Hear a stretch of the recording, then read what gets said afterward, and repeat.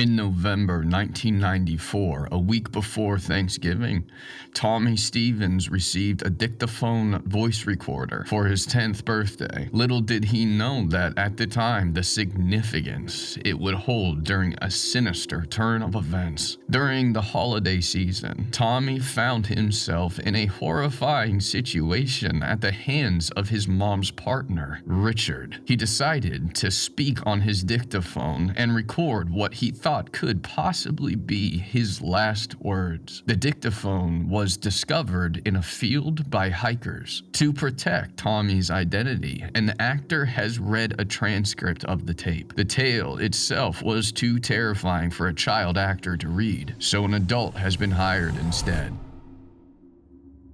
It was the first Thanksgiving without Dad. The word Dad was only going to be used for my actual dad and never for Richard. Richard had been dating my mom for a couple of weeks before being introduced to us, and suddenly there was this stranger in my house telling me what to do and ordering me and my brother Jake around. On the surface, Richard seemed like a normal guy. He was very strict, which made a lot of sense, as he said he used to be in the army. And I thought that was so cool, but he rarely talked about it. Although Mom never said as much, I know she was lonely and had struggled to move on without Dad. All of Mom's friends still had their husbands and met up in couples. They excluded her, claiming they didn't want her to feel the odd one out. But I saw the sadness in her eyes when she found out that she hadn't even been invited to her best friend's dinner party. I guess Richard appeared at the exact time when she needed to feel that level of inclusion and love. Jake and I were not the most well-behaved, but what kid is perfect? We loved our mom, and even though we could be messy and cheeky, sometimes we would do anything for her. With Richard, there was this type of anger in him that I had never seen before. He said he came from a rough part of Boston and was getting used to living in the pastel-colored Rhode Island. The smallest of things would wind him up, like me leaving my muddy sneakers in the hallway, and when Jake drank milk straight out of the carton, he grimaced back his anger. I saw it in his bulging eyes and his clenched fists. It felt like I was seeing a glimpse of the real him, and how much he detested us, but Mom was oblivious to it. I loved Thanksgiving, but I hated Richard, so I did not know what the day would bring. Mom had spent the entire day preparing the turkey and really wanted to impress Richard with a delicious roast dinner with all the trimmings. Me and Jake, we offered to help with some of the vegetables, but Mom was so worried that we might make a mistake or get in the way. I also had a bit of a cold, so Mom didn't want me preparing food either. I was so annoyed at being ill during the holidays when I could have gotten a sick day off school. It had been raining the entire week, so I must have caught a cold walking home from school. It was still raining, so me and Jake were upstairs playing Mortal Kombat on the Sega Genesis. I kicked his butt 3 matches in a row, but he started sulking and made out that I was cheating. You know, the good thing about it raining is that we wouldn't have Richard coming into the room and telling us to go outside to get some fresh air. Or so we thought. At around 2 p.m., Richard pulled up in his dirty white van and rushed inside away from the rain. As he said Happy Thanksgiving to Mom, we could hear the angry tone in his voice from downstairs. As expected, we then heard his thumping footsteps climbing up the stairs, and the mood darkened.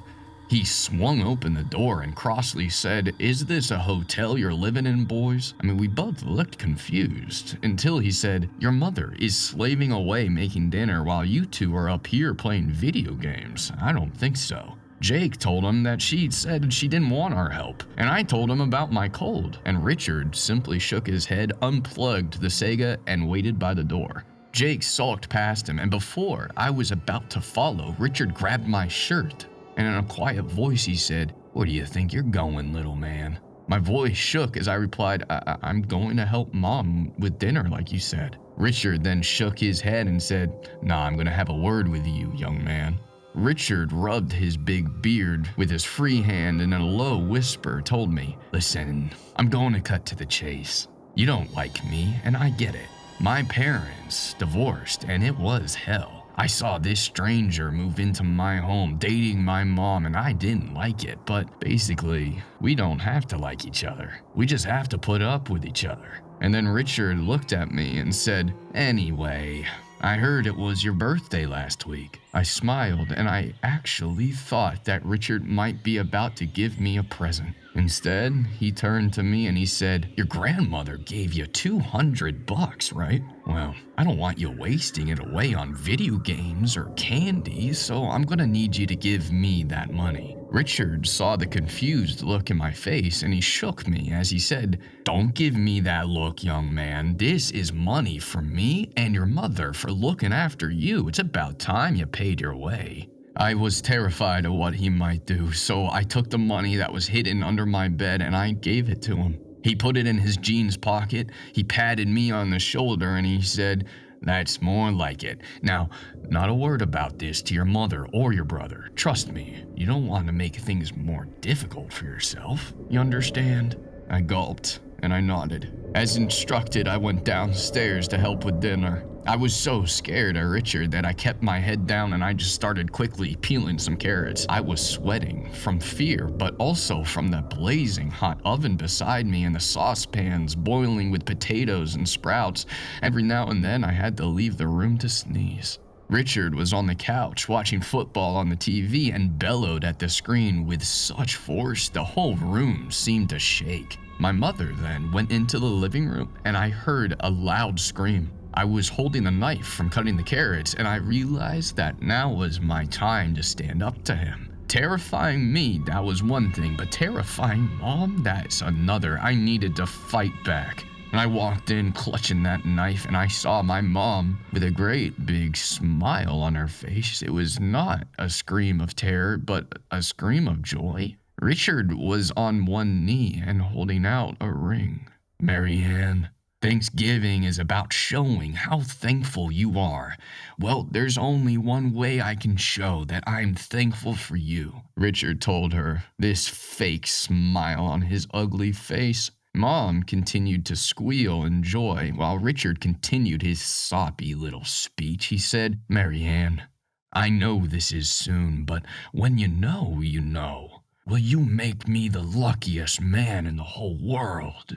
Mom gave an ecstatic yes, and Jake and I looked at each other in horror. If Mom married Richard, then we'd never be free of him. I didn't want to upset Mom or anger Richard, especially when I didn't know what he was capable of. So I gave Jake a knowing look, and we both smiled and congratulated them.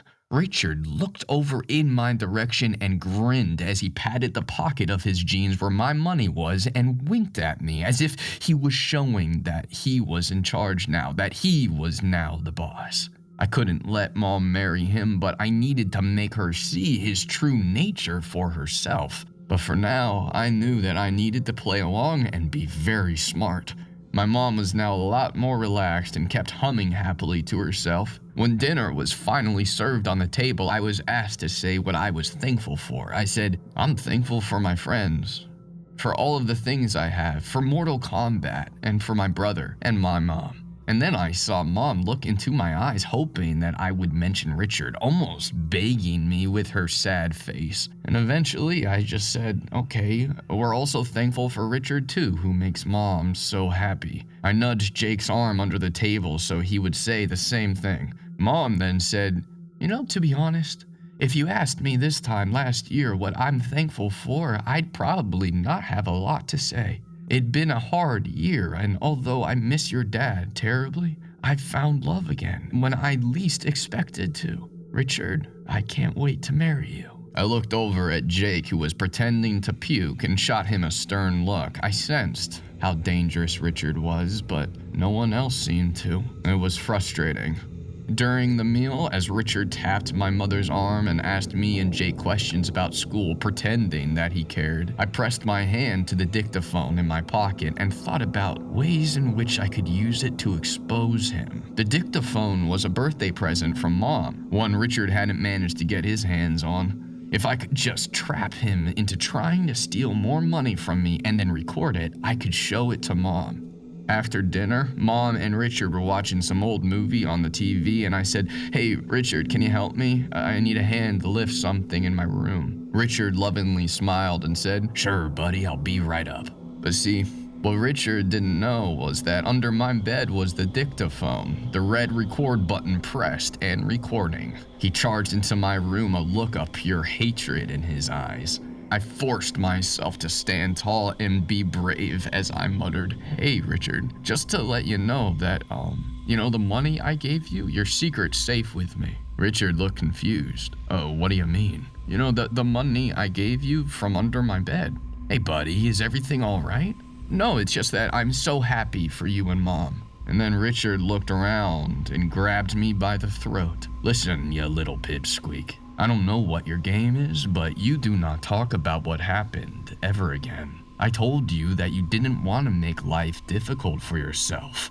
I gulped again as he let me go, managed to croak out, "Okay, I promise I will never mention it again." Richard went back downstairs, and I went straight under my bed and I pressed play. My heart sank. I had the volume down. You couldn't hear anything. My throat hurt from where he grabbed it, and I was still trembling in fear. I couldn't stay there with him. He was too dangerous, and he seemed to hate me the most. I left a note for Mom telling her I was going to my friend Maddie's house to play video games, and then I snuck around the back of the house. It was an impulse decision out of fear. All I had on me was my navy blue raincoat with a green stripe and the dictaphone in my pocket. As I hurried past the house, allowing myself one quick look back in case it was the last time I saw it, I noticed that the back door of Richard's dirty van was slightly open. He was so desperate to get out from the rain that he didn't close it properly. I missed my first chance to expose Richard, so maybe this was my second and final chance. I decided to creep inside, hoping to find something that could expose him. Shelves of tools lined the van, chisels, power tools, power sockets, tools a plumber would need. And then I turned, and my arm rattled into something. Wood and metal traps. Rat traps. They clattered together. Background sound as I saw it there at the back of the van. A cleaver. The blade, a glistening silver which had a worn handle, suggesting that this tool had been used often. I took small steps over to it, and I gulped for breath as I flipped it over, and there it was. Dried blood. Rusted dots of red jutting across the top of the blade, kept unclean like some sort of prize. Then I recalled last month. I was riding on my bike and I fell the wrong way, and I came into the house crying, and Mom wasn't there, only Richard. He laughed at me as he poured some sort of antiseptic on it, causing it to sting with fury. His face twisted with glee as he said, "You need to toughen up. I've seen a lot more blood in my time. The world eats up the weak." I thought he was talking about sports injuries or something, but clearly this was his way of joking about his secret life. I was right in the back seat when I heard footsteps. It was Richard. He cursed himself for not closing the back door and slammed it shut. He then opened the door by the driver's seat, sat down, and put his keys in the ignition. I put my hand over my mouth and kept quiet as a mouse. I was certain he didn't know I was in the back, and I needed to keep it that way. I couldn't move my head to see outside the window, so I had no idea where he was heading. The rat traps seemed to rattle around me, and I couldn't take my eyes off that cleaver, terrified it would swing off its hook and impale me. Richard had taken a left outside of our house, and then a right, and then a left, and then another right, but eventually I lost track, but I assumed we were out of town. And then the van came to a sudden halt. With the engine off, I needed to be extra quiet. And then the silence was broken once again. Richard said, "Hey buddy, how you doing?" I thought he was speaking to me. I thought I was caught and this was it. But then I heard another voice. "Hey, I'm great. How are you? How are the Stevenses?" He was referring to us. Richard then smiled and said, "All's going according to plan. We're engaged now. She hasn't written a will, so if we're married and should something unfortunate happen to her, I basically get full ownership of that big house of hers." They then started making jokes about my mom that I didn't understand, but I assumed were not very nice. They were both laughing heavily. The other person said, "Hey, doesn't that chick have kids?" Then Richard said, "Yeah, but they got this doting grandmother that will probably look after him. One of the kids got $200 off her for his birthday. I mean, can you even believe that? $200? I tried to stay quiet until I heard a tingle in my nostril. It was my cold. My body wanted me to sneeze. I tried to ignore it. I desperately wanted it to stop, but that urge was coming, whether I wanted it to or not. I sneezed. Richard and his friends stopped talking. I heard movement and I crouched there, trying to be as small as possible. I felt their eyes on me and I knew it was too late. Richard had caught me. Richard snickered as he looked at me, cowering in the corner, and then he took something out of his coat pocket. A gun. "Stay still and do as we say, else I'll butcher you, your brother, and your stupid mother too." I was rigid with fear. I couldn't overpower two grown men, so I put my hands out like they did in the movies and I stayed still. He and his friend grabbed me by the arms and he twisted them behind my back and tied them with a rope. My cries of pain were then silenced by the duct tape now covered across it. Richard closed the van door on me and he drove, I don't know where. The journey seemed to last forever, but also for no time at all. I tried to wriggle free, but that rope was too tight. When the van stopped and the doors slid open, I saw a field and mud. Before I could work out where I was, I felt hands grab me. Suddenly, I was being slung over Richard's shoulder and carried toward a crooked barn. As his friend unlocked the barn door, the smell hit me. It smelt like rotting meat. Richard tossed me onto the ground, and I felt dirt beneath my hands, but this windowless barn let in little light, and the smell and the darkness were never leaving. When he flicked on a construction lamp and illuminated the horrors of that barn, I wished that he had left me in the darkness. The barn was full of cages, small rustic chicken cages, but there are no chickens inside of them, or signs of any feathers. Lying up against the wall was a discarded piece of sheet metal, and scrawled across it in blood were lines, "Take me to hell. Hell's a much nicer place." Richard's friend opened one of the cages and Richard had a delighted look on his face as he grabbed me and shoved me into it. As the metal door slammed shut, I felt sure that I was never getting out of this twisted place. Richard then walked over to a bathtub there, which was surrounded by bags upon bags of lime. I stayed up late watching too many true crime documentaries to not know what this was used for. This was where they disposed of the bodies. Richard smirked as he told me, "I wonder, are you too old to be given a bath? It looks like you'll be our youngest victim and, let's face it, our easiest." He shook his head and said, "Did you think that a little boy like you could outsmart me? I'm gonna go home to your mother and we're gonna pretend to look for you, and I'm going to be the loving husband she had to comfort after she lost her son." Richard and his friend left me there, trapped in the darkness, the smell of death all around me. And as I crouched there, trapped like an animal, I wondered what Richard's end game was. If he killed me, then surely he would need an alibi. I closed my eyes and I pretended that I was somewhere else, that I was anywhere else but here. Rolling around, I noticed this wriggling sensation around my feet. I looked down and my blurry eyes saw a large dark object. When my eyes properly opened, I saw that it was a giant rat. It scurried along my leg as if I was a piece of food. The rat then looked at me and made a horrifying hissing noise at me. It knew about what happened within these walls. It knew this was a place of death. I continued to shrug and shrug, hoping that rat would back off. I tossed and I turned, and eventually it did give way. I heard it close by. The twitching of whiskers, the low squeaks, and the gnawing. I thought about the dictaphone in my pocket, and I pressed the record button as soon as Richard unknowingly shut me in his van. So now, while stuck alone in this hateful place, I would share my story. If anyone hears this, I hope you will hear my cries for help. I hope that I will make it out of this situation alive, but I think It's probably too late for me. If anyone hears this, please make sure Mom and Jake are safe from him, are safe from that monster, Richard. In the next days, Tommy Stevens was reported missing by his mother, Marion Smith, and her fiancé, Richard Alford. Police had presumed that he had run away, and a mass search was underway.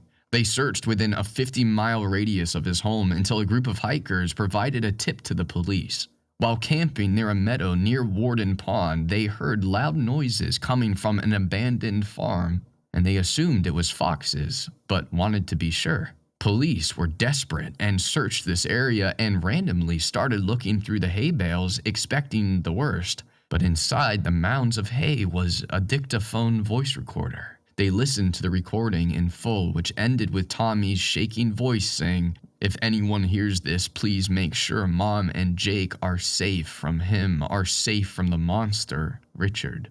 Police arrived at the Stevens' house and they knocked on the door and it was opened by Richard. He asked, "Any luck on finding Tommy?" And the sergeant informed Richard that he was now under arrest. When taken to the station, Richard did a DNA test and was revealed to be a notorious fraudster named Jason Evans. Due to the dictaphone evidence, he was sentenced to life in jail, but he refused to say what happened to Tommy. During a crash while being transported from one jail to another, Richard escaped and his whereabouts have not been traced since. Since this horrific ordeal, Marianne and Jake have been put into witness protection, but every Thanksgiving they give their thanks to Tommy, the missing member of their family whose bravery saved their lives. For more scary horror stories, please subscribe.